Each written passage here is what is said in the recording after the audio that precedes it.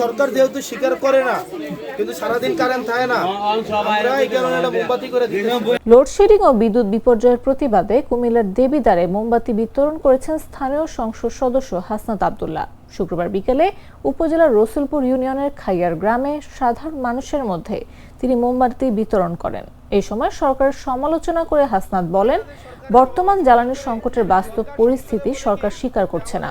সংসদে বারবার বলা হচ্ছে দেশে তেলের কোনো অভাব নেই, অথচ বাস্তবে মানুষ সারাদিন বিদ্যুৎ পাচ্ছে না।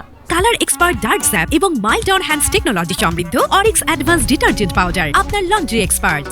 স্থানীয় বাসিন্দারা জানান, দীর্ঘদিন ধরে এলাকায় লোডশেডিং এর মাত্রা বেড়ে যাওয়ায় স্বাভাবিক জীবনযাত্রা মারাত্মকভাবে ব্যাহত হচ্ছে।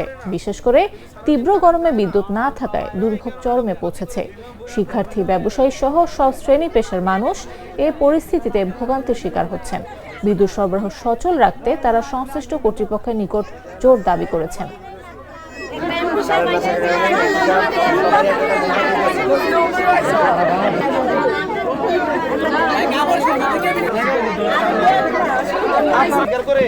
সরকার সংসদে বলে কি যে আমাদের তেল আছে, আমাদের ওইদিন আমি জিজ্ঞাসছিলাম না যে আপনি স্বীকার করেন সমস্যা আছে কি আছে না, বললাম না সংসদে।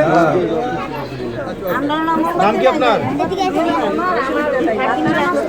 আচ্ছা আচ্ছা, এখন সরকার যেহেতু স্বীকার করে না, কিন্তু সারাদিন কারেন্ট থাকে না, আমরা এই কারণে একটা মোমবাতি করে দিই।